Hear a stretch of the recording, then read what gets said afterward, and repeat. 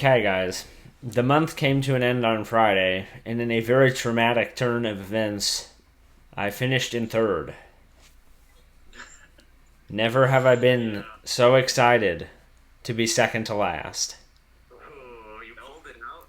I pulled it out by 0.24 of a percent.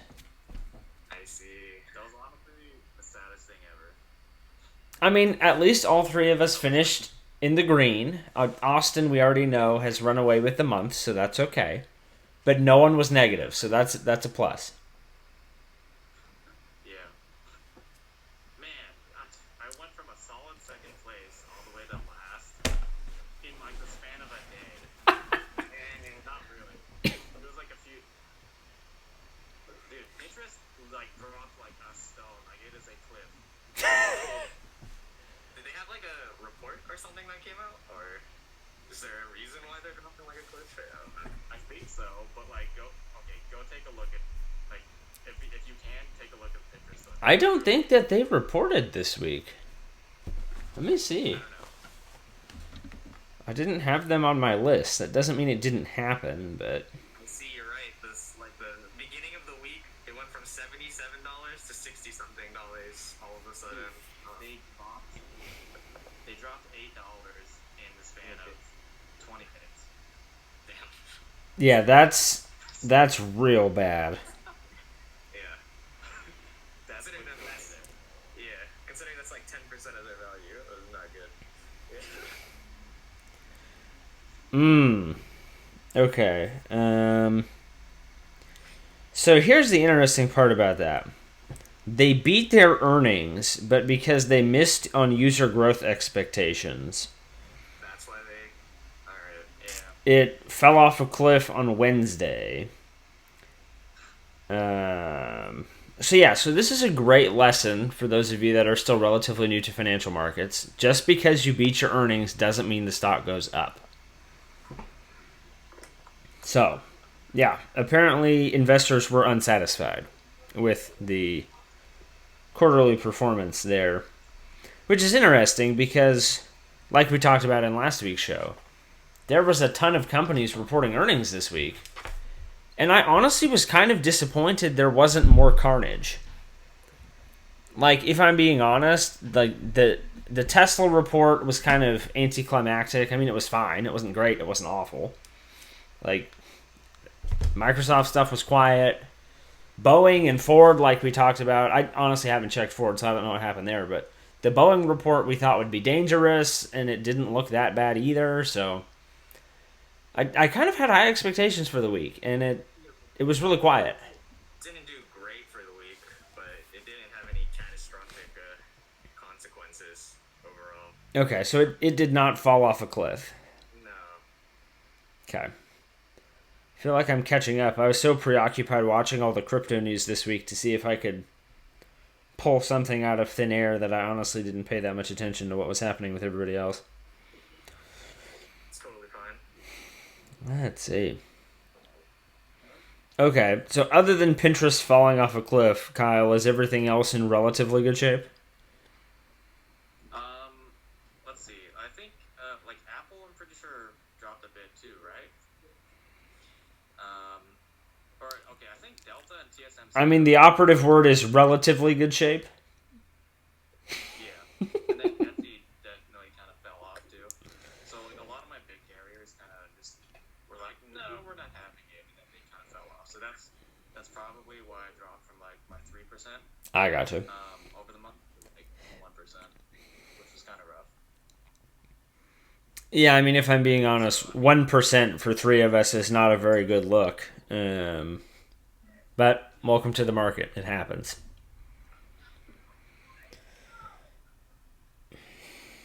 Kyle, what about you? Your portfolio is very condensed right now. You have five positions, and that is Yeah. it. So last week, in an effort to not, so we were all I don't know if you guys noticed throughout the week, but we were all swapping places a lot, and I was just trying to not be last. So Shopify had a great initial start of the week. It was up like 16% for the month, Oh, like nice. based on last week's performance alone. Like halfway through the week, because it beat earnings. But then once it went up that much, everyone sold, so it started tanking back down Oh to no. where it was. So I managed to make some money off that, but probably not as much as I should have. I also had to sell all of my eBay stock because it was just hemorrhaging.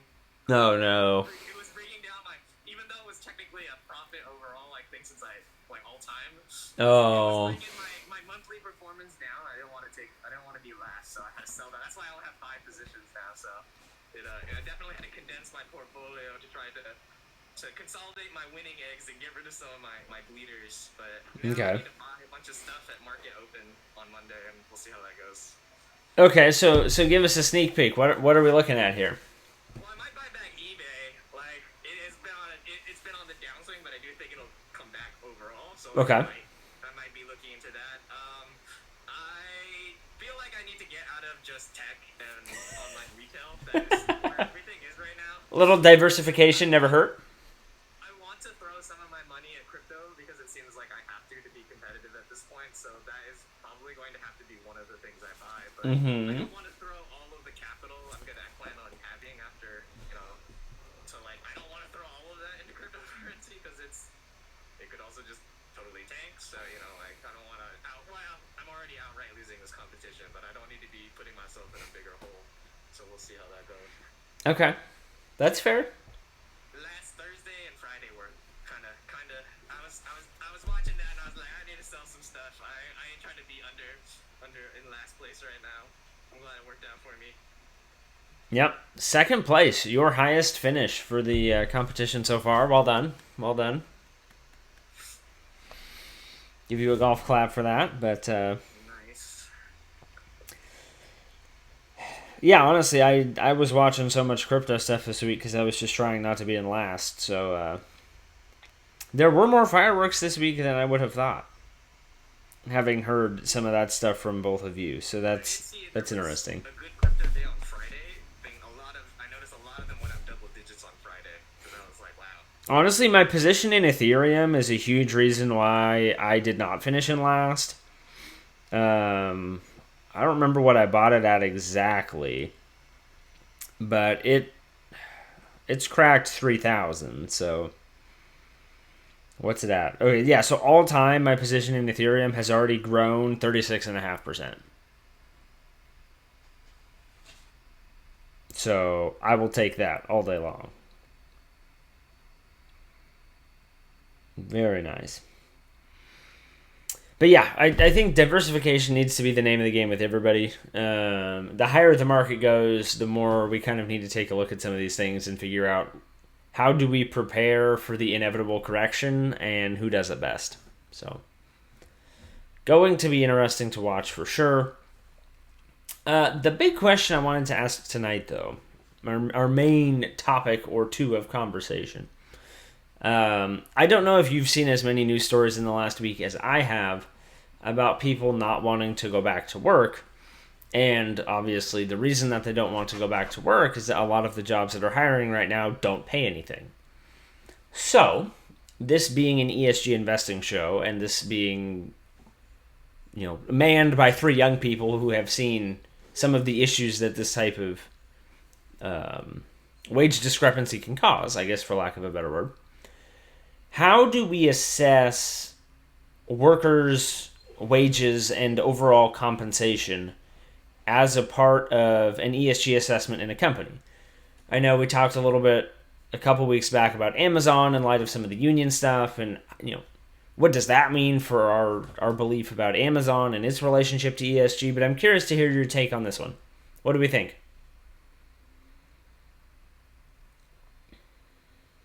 I mean, to a certain point, like you can't dictate how much a company pays its employees. Although I do think you have to pay them enough to live. So we have like the argument right now is that unemployment in COVID gives me like whatever it is an hour. Is it? It gives you like the equivalent for the year of like 30 grand, which is So like 11 bucks an hour or something like that. it. I mean, it's still a poverty wage. Yeah, so I mean, in my mind, if that is what you're competing with and you can't outstrip that, I feel like that's not too bad of a thing to complain about as an employee. But I do understand at a certain point. Well, okay, once I provide a living wage, like your value is based on, I guess, the demand for your skill set. But yeah, like if you're gonna employ people, yeah, I guess I do think you have to have a business that's profitable enough to pay your employees to live. But the problem is deciding on that number, right? Because that number's different depending on what region you're in, or Well, and I think this is the interesting part, right? You touch on the viability of the business model in general, and this is where I kind of struggle with some of this stuff. Like, obviously, the supply and demand for your product and labor conditions in that market can vary wildly depending on where you are. But regardless of any of that, I don't think that's an excuse to pay people like the federal minimum wage of 750 or whatever it is. Like, you can't live on 750. So I'm of the opinion, like, if you can't pay people a reasonable wage, like, you have a business model problem. You don't have a labor market problem. You don't have an employment problem. You have a problem with your business model that you have to fix because we can't keep doing this. Like, the academic data is very clear that you can't keep paying people this little and expect good things to happen. It just doesn't work that way.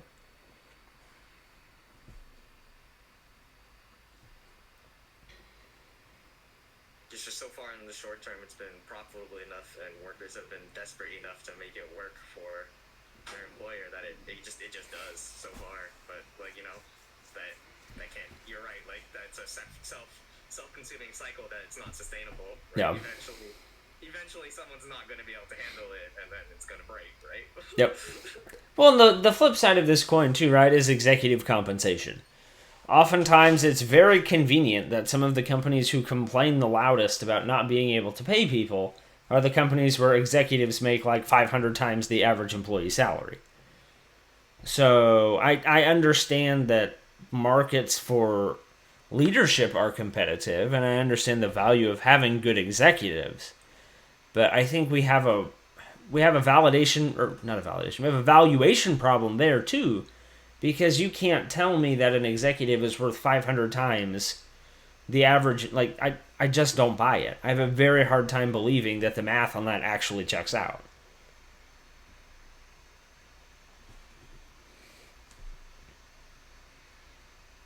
But, I mean, I saw something else this week too, though, on that note, where it was an opinion piece, and I don't remember where, but it was the next victim of automation, executives, question mark. And essentially the argument was that you have a very small number of people who cost an extremely large amount of money. And so in this age of AI and automation, why don't we automate those?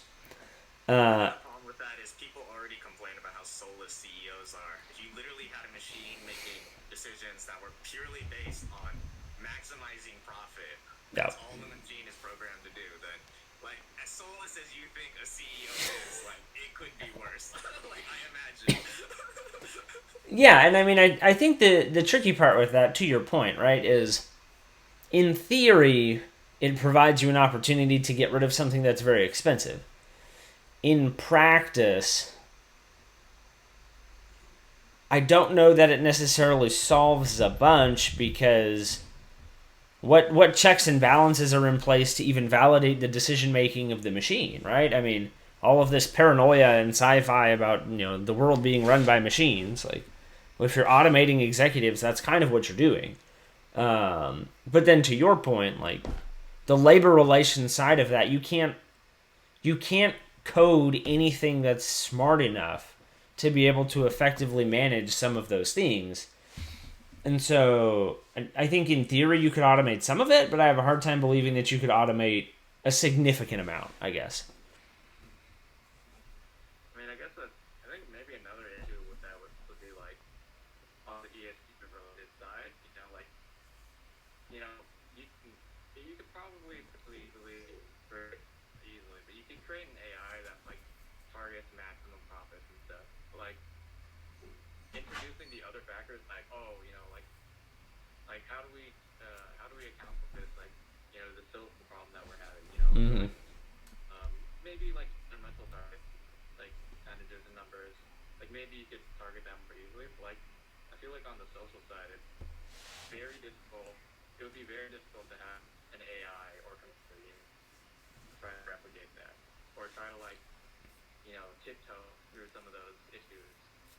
You know, Mm-hmm. I feel like I guess maybe in a way you could minimize the role. You could say, hey, we have someone or we have this like AI or machine learning system that we can use to maximize profits and like maybe environmental issues, but maybe we have someone fill in on only the social role or like a smaller portion. Mm-hmm. But you could do that, but yeah, there's like major issues that's related to that.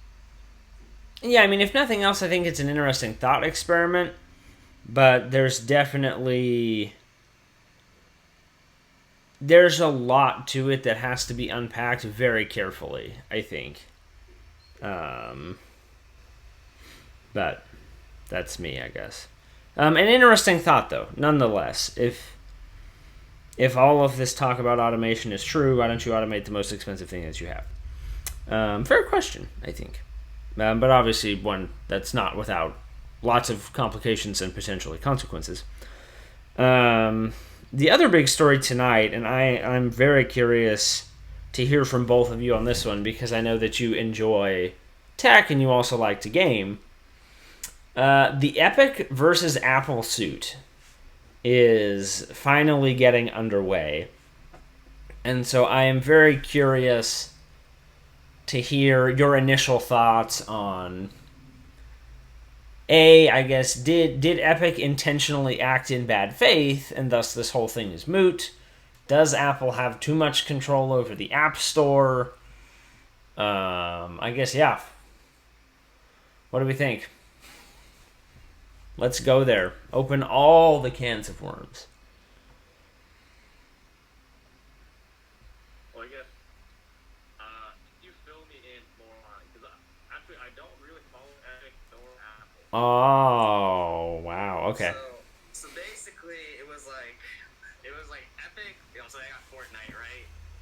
And they gave, I think it was like a discount or like a bonus or something or free items to people who made purchases in a way that did not use if you did not use the Apple App Store, you got like a deal or something of some kind. I don't remember what it was.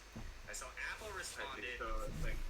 Apple responded by removing Fortnite from their App Store because they were basically Correct. saying you guys are like purposely trying to circumvent, giving us our percentage of the profits that we earn through in-app purchases because we host your thing on our store.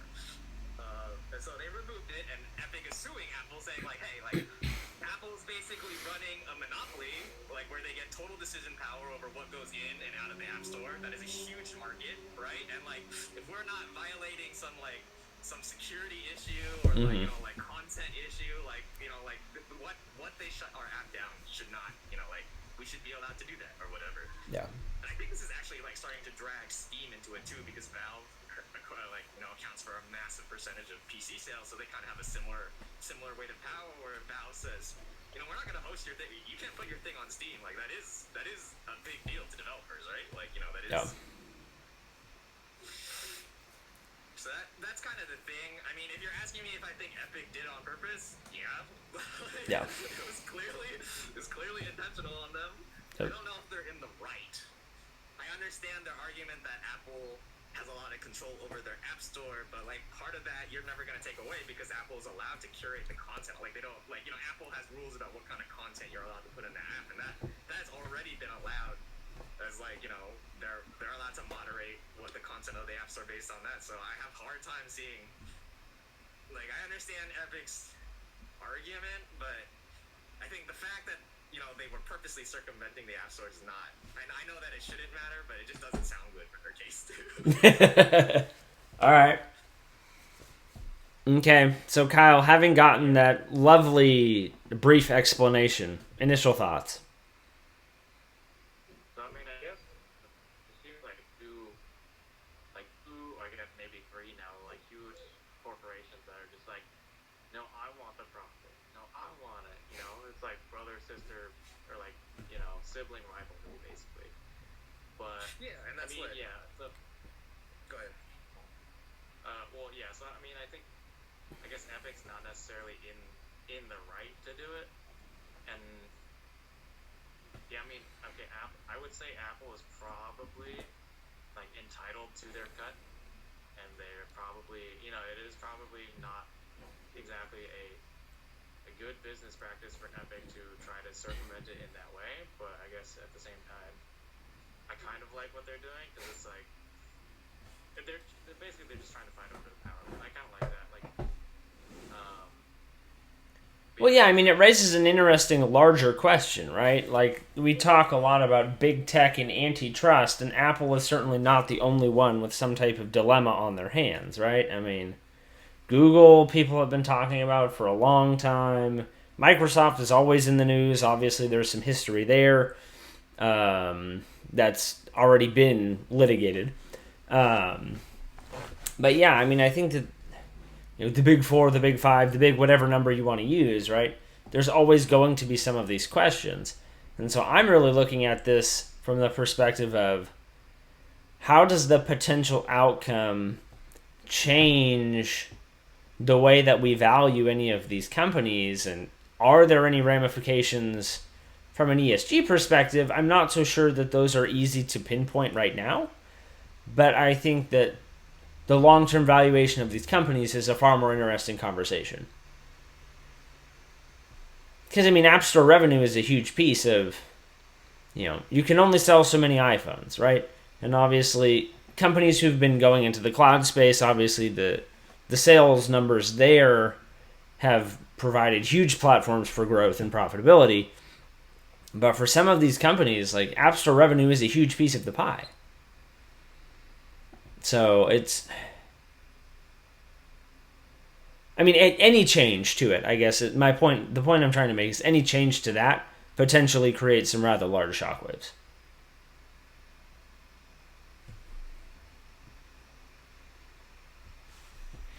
But with that said, I also can't tell you the last time I actually bought anything in the App Store because I'm cheap. So maybe that's just me. I don't know.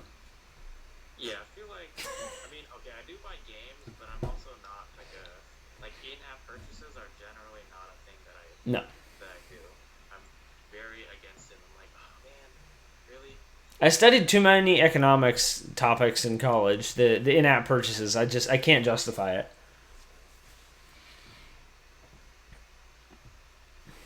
Kyle, when was the last time you actually paid for an app? Paid for an app. I paid for a couple, like the sleep tracking app. I Okay. use. I paid for that. I paid for like some apps related to like theming my device, Okay. but or like user controls. But yeah, I think you when you say like yeah, like do I get an app and then pay 99 cents for power up or like something in like that nature? And no, not really. I cannot recall. Okay. Yeah. So I mean, it sounds like we're all on the same page there. Like there is value in potentially paying for certain apps, but I mean, we're really looking at two different types of purchases, and I'm curious to see.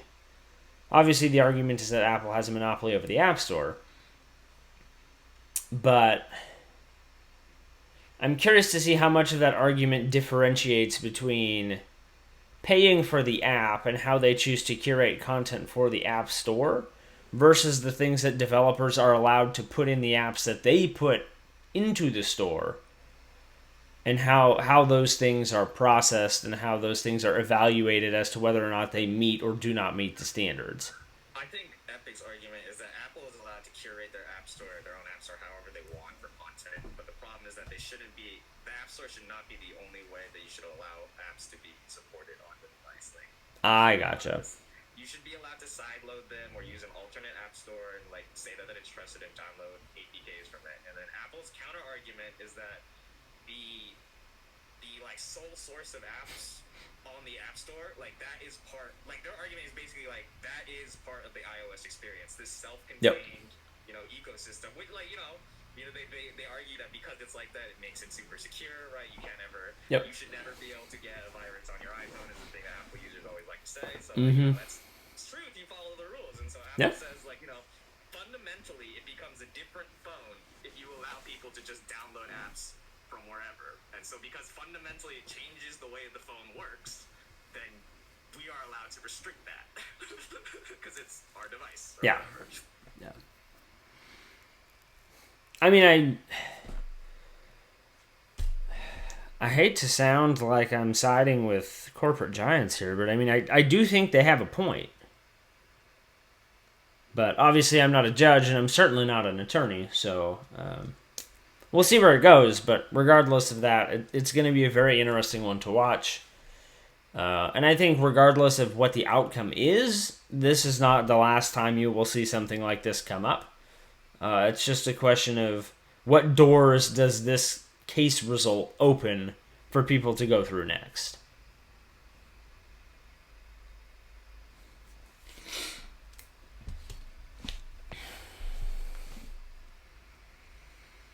All right.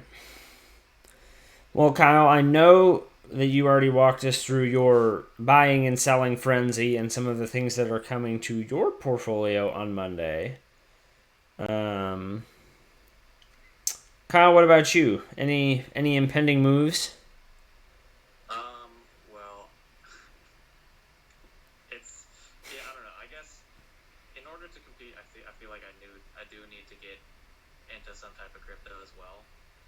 But also the fact that like so many of my carry companies tanked, I'm like I don't really want to sell at a loss right now. So hopefully those kind of level out. And then I guess once they level out, I'm not really sure what my moves are right now.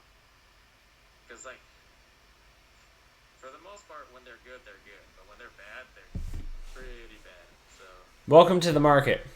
yeah, exactly. So, I don't know. I mean, maybe,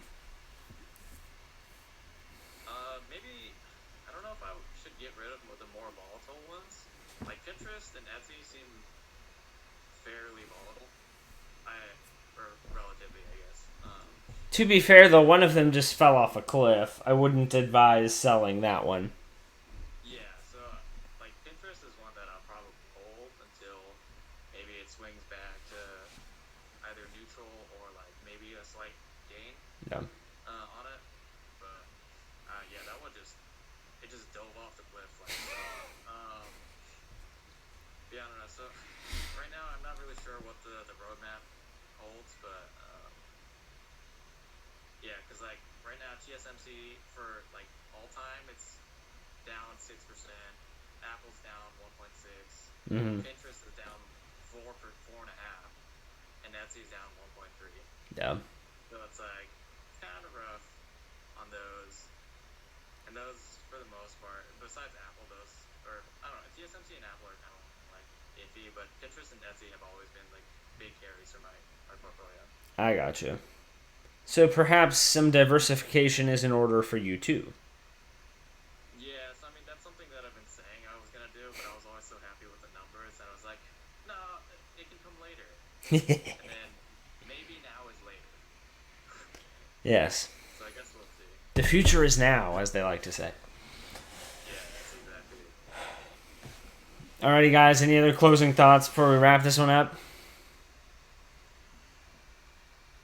No, I guess I just hope that Ripple doesn't have an excellent month, otherwise it's going to be very uneventful again. Yeah, I mean, the underlying story here is that all three of us are going to have to make some very aggressive decisions if we're going to catch him in the year-long race. So from here on out, that's going to be an underlying theme that all three of us are going to have to pay a lot of attention to.